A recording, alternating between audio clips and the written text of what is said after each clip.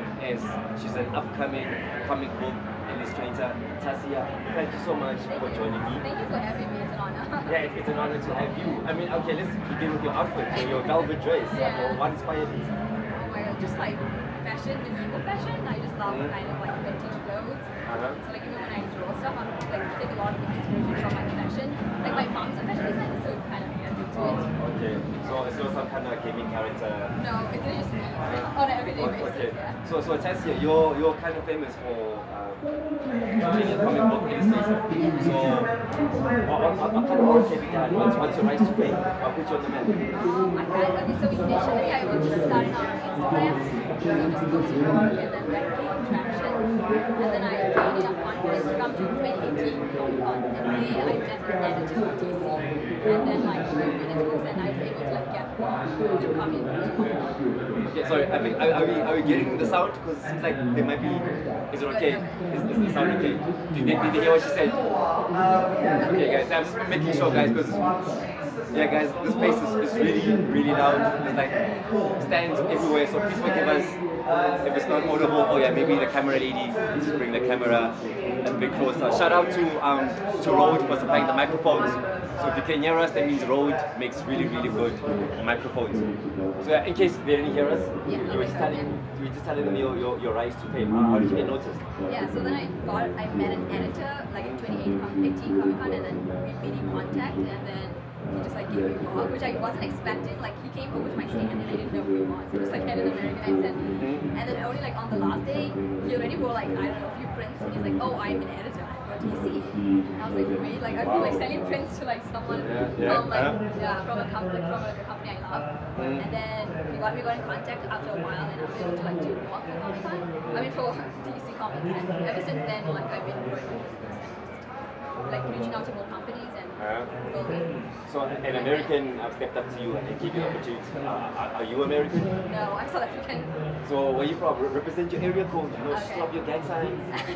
No, I'm from like inside. My parents are Indian, my grandparents, I mean my parents are like, my great-grandparents came from India. But like, I think I'm fully South African, I don't know anything. Yeah, I think you're fully South African too. So how long have you been making comic books, and why did you get into this business? I mean, I've been making art for like since I was born, but comic book art specifically maybe for like 4 years now, 5 years now. Since you were 18? 18, yeah. Oh, okay, and why did you decide to do it? Why did you play with like Barbie dolls, like normal girls? I mean, I think like I do like Barbie dolls, but then I also like comics, so like I try to like combine it with my own thing. Oh yeah, so, I see. Yeah, so that's why I feel like, and I feel like we could always use a more feminine touch to stuff, so that's why I try to get that. Definitely, yeah. So what's the greatest achievement you've accomplished as a comic book artist? Yeah. Honestly, I think just getting like my work published is like an honor for me. Just like having fans and people like coming up to me and being like, oh, I love your work. It's just like so surreal. Like, oh, like I'm just like used to like drawing in my house with like the windows closed and like no one seeing, and like to meet people who are like enjoying my work, it's like so like, whoa, like there's actual people, you know? Okay. So can you please describe like your most favorite creation? Oh my god. Oh my god. I don't even know. I was talking to another artist, and like someone asked him that question, and they're like, oh, it's like picking a favorite child. It's like you don't know who to pick. There's like so many like, there's so many good choices. So what's the most memorable one? Which artwork of yours sticks out the most? Oh my goodness. That's a hard one. I like doing character design, so any like type of piece which like involves like character design, and you get to create outfits and like different costumes, that's like always the most enjoyable. Let's talk about costumes. Are you into cosplay as well? Yeah, I'm into like everything that deals with dress up, so yeah. So who would you dress up as in terms of cosplay? Oh god, okay, I wanted to dress up with like honestly anyone. Like I'd go like as a Disney princess, I'd go as like Wanda, it doesn't matter, yeah. So are you into games though? I am into games, yeah, but I'm like going to like subtle games like Animal Crossing and like Zelda. Animal Farm. Okay, Animal Farm is a book. Sorry, I'm going somewhere else. So okay. So what's the worst thing you had to come across as an artist, and how did you overcome the challenge? I think for me, it's like my own self-doubt and like imposter syndrome. So like I'm just like always like imposter syndrome. Yeah, it's like basically it's when like you like getting the success and you're getting like I don't know, more fans, where like you feel like, oh, I don't deserve this, like I'm like an imposter. Like if they find out like the truth, that no, I'm not like someone like actually good or something. Like it's always like in the back of your head, like, oh, I don't deserve this. So like overcoming those feelings and just accepting like, no, I am talented enough and I am working towards a goal. I think like helps me.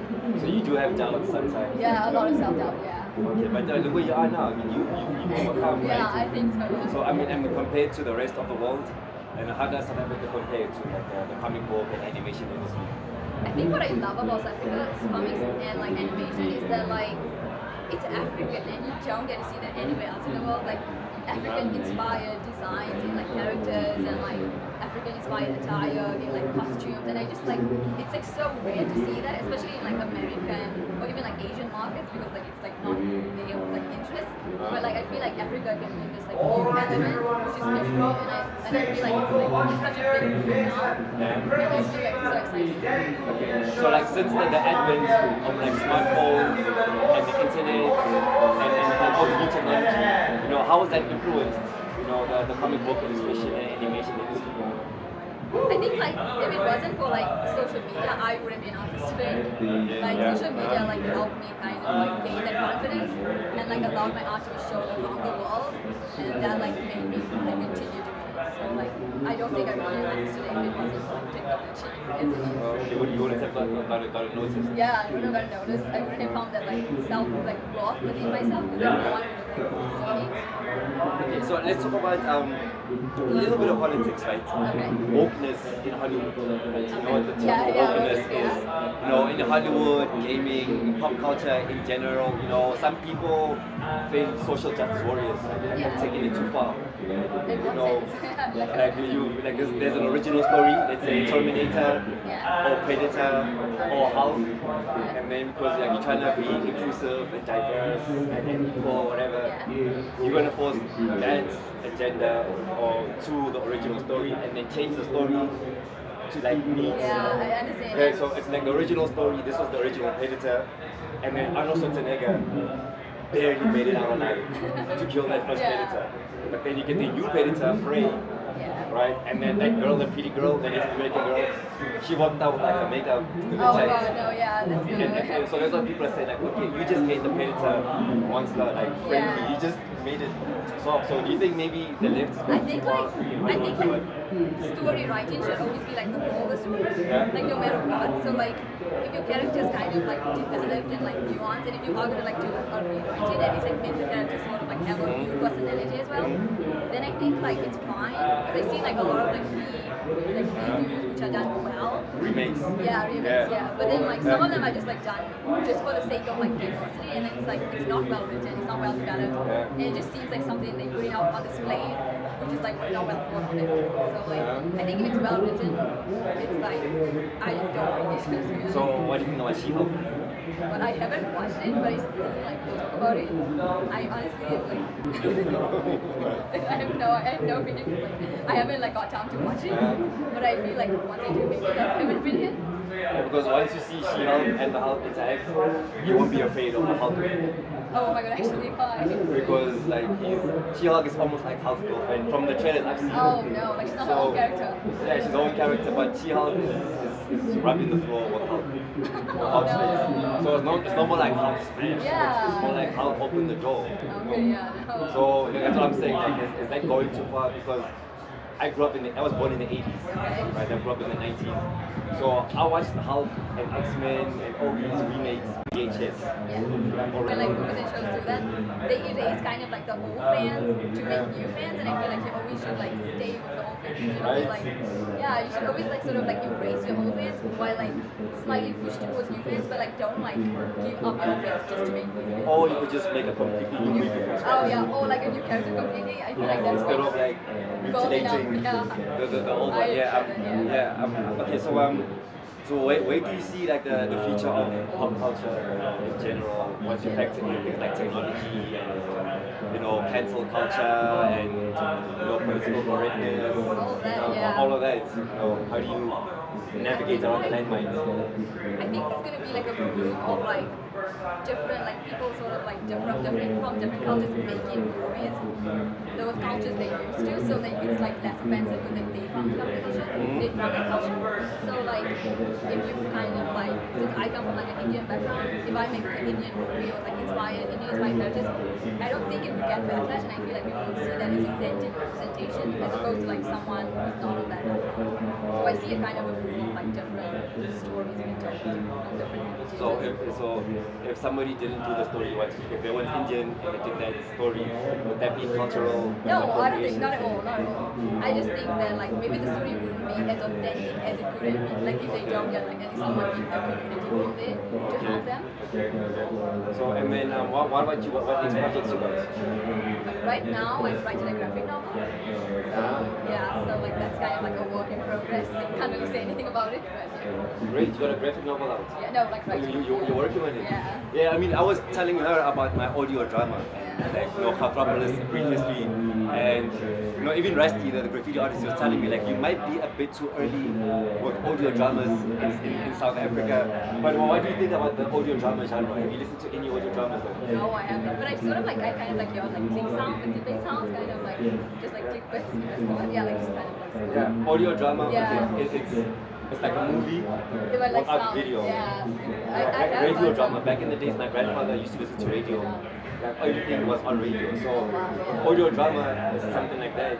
Then we got YouTube as well. So that's where you get all your sound effects. So I mentioned to you, I'm the only person in the audio drama, but I took sound clips from like movies, news clips, and put it together and made it sound like like a whole thing. like a whole Are you the thing. only one who edited it? I used Audacity. I'm the only person. Wow, I it's like did a one-man everything. project. That's I amazing. recorded Yeah. it in my closet as well. Yeah, that's For the amazing. audio. Yeah. So I mean, what do you think about that idea? Do you think like maybe people like me and then people like you could work together? I do think so. I think like collaborations can happen with anything. Like anything is like anytime there's like visual things needed, and the thing is like with computers and then there's always like a visual screen in front of you. So like with audio dramas, like you could do a few like kind of like a few scenes of the audio drama and like show it visually. Like it's like just a picture to kind of like to set the frame, or even just like the background of the city to kind of A like, GIF image. yeah.